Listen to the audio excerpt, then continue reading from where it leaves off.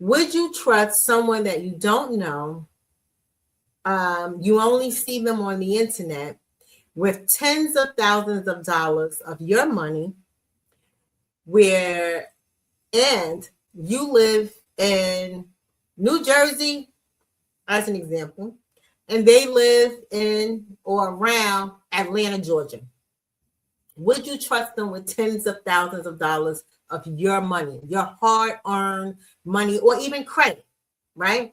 Would you trust someone that you only know through the internet with tens of thousands of your dollars? Keep that in mind. That's the question for today.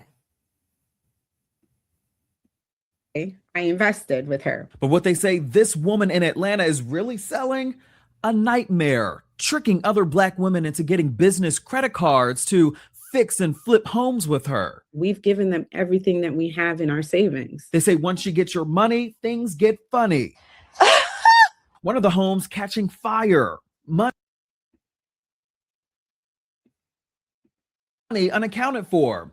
What's really going on behind Black girls in real estate? I did not do anything wrong. I'm Justin Carter. This is TSR Investigates. First and foremost, as a real estate broker and as a real estate instructor, hearing the term Black girls in real estate is cringy. And I'm not saying this to put down anybody's business, but in real estate, we cannot talk and use ethnic terms and terminology when we're discussing real estate. And that's why it's a cringy moment for me. And I give you examples. Some of these examples you may think, but this is what it is. These are the laws that licensees, people like me, have to abide by. So I can't, if I'm talking to a particular buyer or a renter or a landlord or a seller, whomever, I can't describe a neighborhood, let's say, as Chinatown, Koreatown. We're not even supposed to say words such as church, mosque, temple. We are supposed to say a house of worship. And instead of describing something by an ethnic term, we are supposed to use different terminology. You use the street address, or you use a monument like a post office, or a restaurant like a McDonald's, something like a national brand chain to describe a particular street if I'm giving directions or something like that. So when I heard the term Black girls in real estate, it just made me cringe. It's so cringy to me. And to be honest, I would not want to work with anyone, and it's just a personal thing, that coined their business after an ethnic group. I just wouldn't. I wouldn't. Now, one person reaching out to us is one thing, but when several women came forward claiming they were duped out of hundreds of thousands of dollars from someone in Atlanta, we started asking questions. What was the promise? So she would teach you how to get the funding. She had a team that could help us, the contractors, lenders, the credit people. This is how they say Janine Searcy, CEO of Black Girls in Real Estate, lures people in on social media, private one-on-one coaching courses to teach Black. Mistake number one, and this doesn't just go for investments. Anytime someone is telling you, I got the whole team, all you need to do is pay, or all you need to do is show up, that's a red flag. And if you are, let's say you're a buyer and you're working with a real estate agent, and you're telling the agent, like, hey, I need to get a mortgage because I want to buy a house and blah, blah, blah, blah, blah. If your agent isn't giving you 2 or 3 different names of different mortgage lenders, they're not giving you 2 or different names for attorneys, 2 or different names for a home inspector or whomever, they're doing an injustice, especially when it comes to the mortgage part, the money part. They're doing you an injustice. Real estate is a very, very sharky industry. It's a dirty industry. Don't be fooled by the pretty face. You see this lady She has a pretty face. She has makeup on. You saw her car. She had a nice fancy car. Don't be fooled by that. Don't fall into that trap. If someone is telling you, I got the whole team, and you have nothing, you don't know these people, you've never met them, you don't know what quality of work, you don't know their integrity, you know nothing about how they work, their work ethic, you know nothing. This isn't somebody you should trust. Real estate transactions are in the hundreds of thousands of dollars. Why are you trusting someone that's putting together everything? You're in the dark, but you're opening your pockets and giving them money. How does that make sense? And even if you're not looking to do an investment deal, like I said, if you're working with a real estate broker or agent and they're not giving you multiple people, something is wrong. And I'll tell you why. Agents get kickbacks. Kickbacks are illegal because you know who ends up paying for the kickback? You. Anytime your real estate agent isn't giving you multiple names, that's a red flag. Anytime the real estate agent or the broker is saying they are a one-stop shop, we can sell you the house, we can finance the house, we can insure the house, that's a red flag.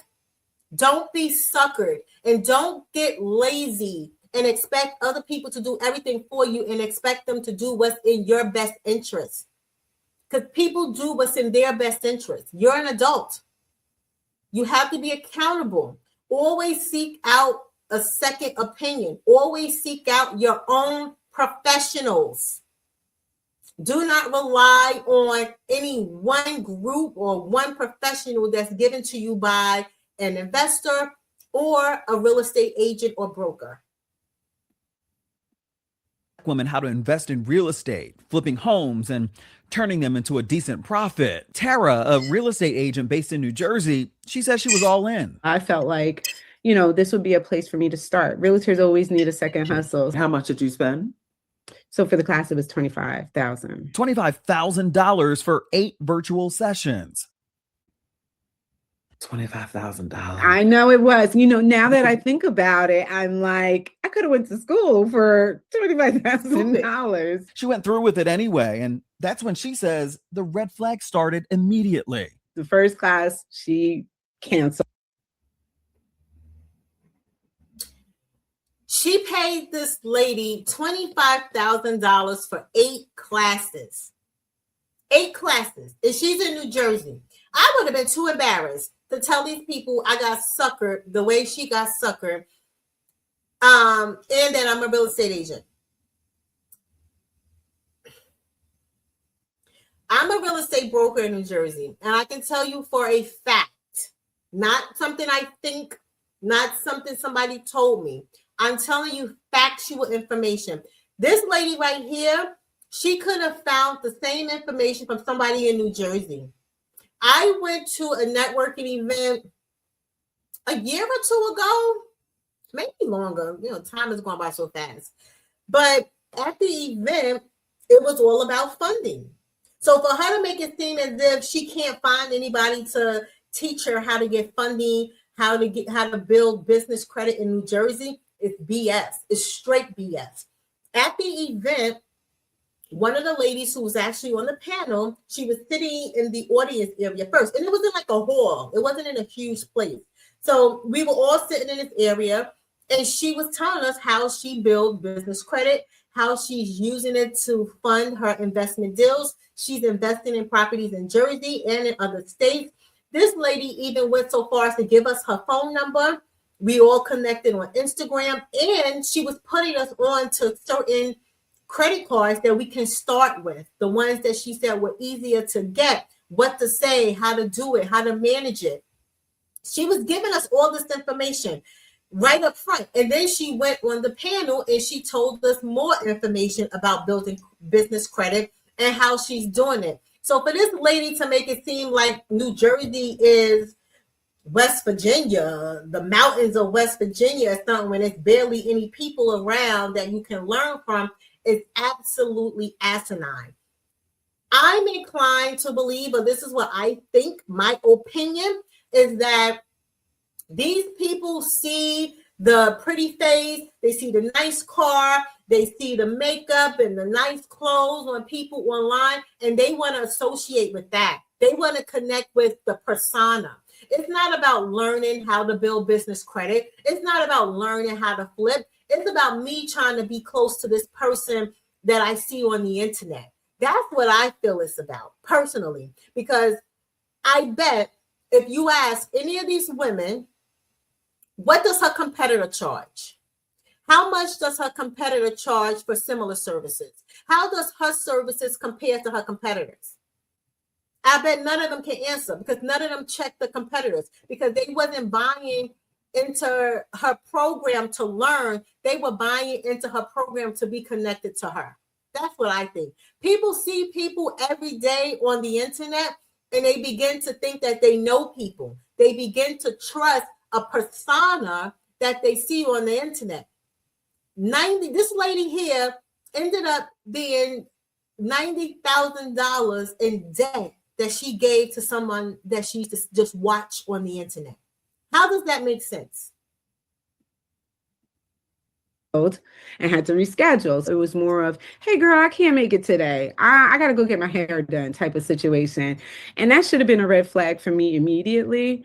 But, I was just like, let me just get the information and keep going. She says a big part of the class was about funding. Seriously, guiding you to build your own LLC and get the loan process going. She connects us with this group called Fund and Grow, and they get us business credit. So they apply. You don't even see the applications. You just see the cards coming in. So we ended up getting, between me and my husband. I wanted to stop it really quick, because I wanted to point something out.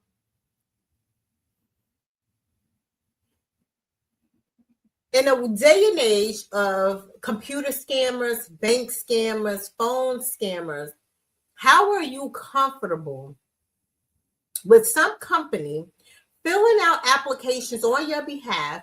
You're not reading the application. You don't know what the interest rates are.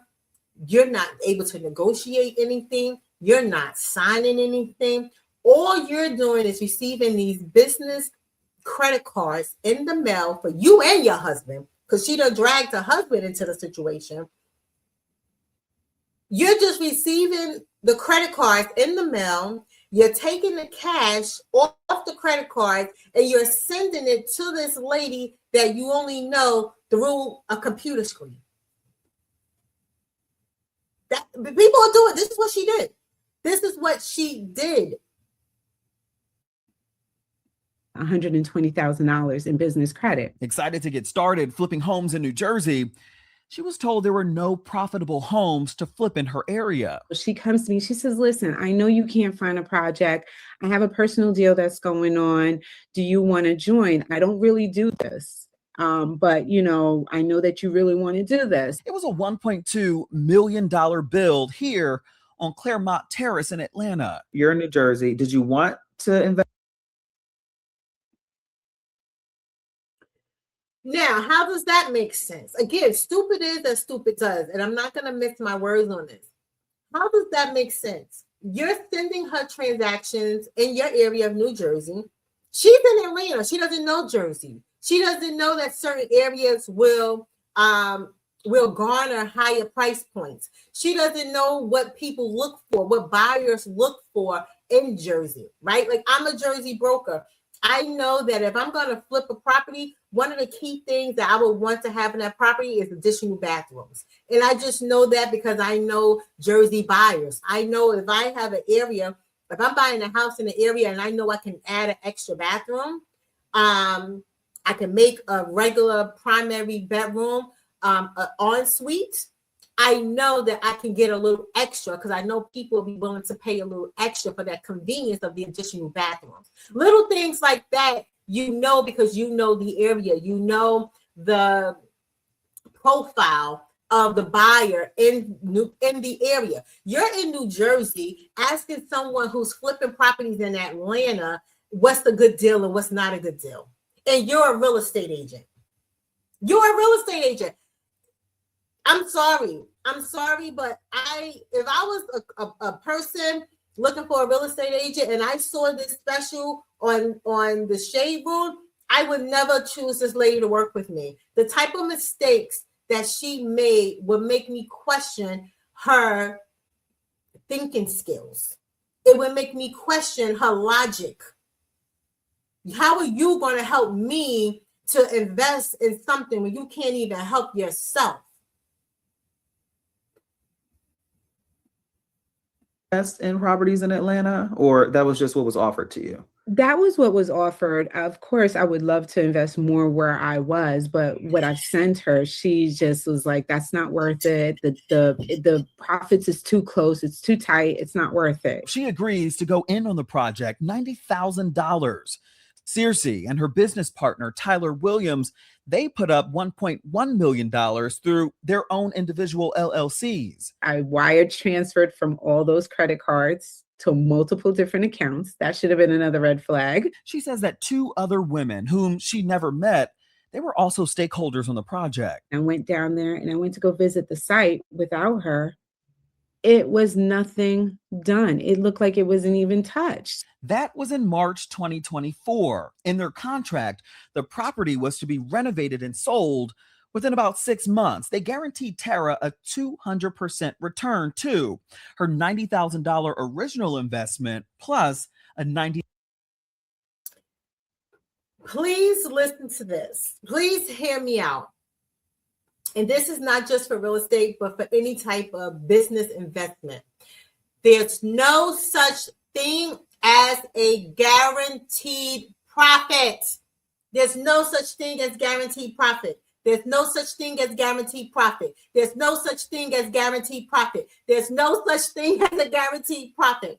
Let me tell you what happens. Let me give you a quick example. If I'm buying a property to flip, right? I see a property, it's in distress situation. I have a contractor come out, give me some quotes. You have multiple contractors come out and give you quotes. The quotes are going to be on price. Maybe they break it down between price and material, plus a time frame.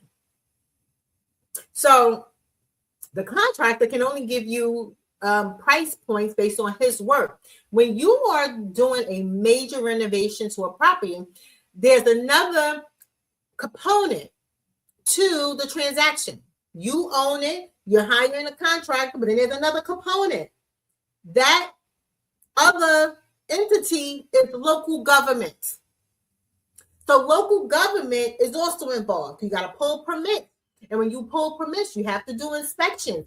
And in this case, the girl from New Jersey was dealing with the lady from Atlanta, and apparently the lady in Atlanta had everything secured, but you don't know these people. So you don't know the quality of their work. You don't know what's the process of pulling permits, because I'm pretty sure every area has a permit system. This is a part of public safety. So when you pull permits to have construction done on a home, the purpose of that is so that the city is aware of what you're doing, and so that the city can come out and do inspections to ensure things are done correctly, the right materials are used, and that it's not going to pose a problem for anyone who lives in there or anyone who just happens to be walking by, or any of the neighbors who live on the side of the homes. Fire safety, right? Things like that are important to cities. They have to make sure that the public's health and welfare is cared for, right? You can't just let contractors do whatever they want, because you will have places catching fire and people trapped in homes. So construction, they can tell you, yeah, it'll take me 70,000 and 2 months. That 70,000 in 2 months can turn into 120,000 in 6 months or 4 months, right? So the longer it takes, the more it costs, which is what cuts into your profits. Which is why nobody can guarantee you profits on a transaction before the transaction even starts, before the work starts on the house. They cannot tell you how long it's going to take exactly. They can give you an estimate of time and cost, but it's an estimate. Once contractors start going into a property, start digging into the property, that initial estimate can balloon into something else. You may have an environmental issue. You may have a foundation issue. You may have an issue that requires a licensed engineer, an architect, or something. Whereas you thought this was going to be a quick little flip, it turns into something else. And when this is your first time, why would you jump into $1 million deal when it's your first time and you know nothing? That also doesn't make sense. It just doesn't make sense all the way around. $1,000 profit when it was sold. She was like, oh, we had some issues with structural. We signed in March. This was June. So we were like, you didn't even tell us like what the situation. She was like, it's not a big deal, but it's an additional $20,000 or something that they had to pay. She paid for the back door, about $7,000, but that's all she could do. We're out of money. We are totally out of money. By this point, over a year goes by. It's May 2025. She wanted out of the deal altogether, but she says Circe refused and has yet to pay her back. And remember, she did. How much is your monthly payment? You're still paying these monthly payments? I'm close to about $6,000 a month. It's more than my house bills. We've given them everything that we have in our savings. And she is not alone. It happened to Makisha McClinton in Georgia. We won't get our money back. And Charlotte. I will put the link below to the video if you want to watch the video in full. I'm not going to go through the full video. I just wanted to bring some awareness that when you are trying to get into real estate, you cannot take anyone's word for anything, especially when you are dealing with someone that you don't know in person. It's just a persona that you see online. You have to have your own back. You have to go into these transactions with a very sturdy business mind. Falling for the okie doke because you see somebody in a nice car and nice makeup and nice clothes and they're smiling and they're saying all these wonderful things. It's all a facade. It's all a facade. Before you get into any type of joint ventures, you need to know who it is that you are connecting yourself with. What's the character of the person? Who is this person? Who are their contacts? Start Googling people, Googling names. Look people up. What are these people about? I went to another networking event, and this event was being held by an individual who does investing in my area, in New Jersey. I don't know why this lady had to deal with somebody in Atlanta. So this was a particular guy. He wasn't black. Maybe that's her thing. She only want to work with black people. I don't know. She wasn't black. He wasn't black. But this guy, he made some very good points. And one of the things he was saying is that before you even get a partner in a real estate transaction, you need to make sure that that person is on the up and up. You need to know what's their temperament. Because real estate transactions don't always go smoothly. Most of the time, they don't ever go smoothly. So you need to know, is this person someone that can deal with the roller coaster of a real estate transaction? I've been in the industry for a really long time. I've been a real estate agent for 13 years. And I've had transactions where people broke in and stole stuff. And the owners had to replace the materials that were stolen, which can affect your budget, which does affect your budget. Things happen out of your control in a real estate transaction. And if you're going into something blindly, you could end up in a situation like this lady. I feel sorry for her to a certain extent because I feel like she put trust in someone and they betrayed her trust. But at the end of the day, real estate is a business. And when you're getting in business, you better know what you're doing or you will get jerked. This lady now has over $90,000 plus interest because these were credit cards. Plus the interest that she now has to pay back herself. You can't go to the credit card company and tell them that I gave the money to this lady and she scammed me. Can you forego the money I owe you? No. Be smarter. Get a second opinion. Start locally. And then after you get a few deals under your belt, then start expanding out. Thank you for watching. Stay tuned for more.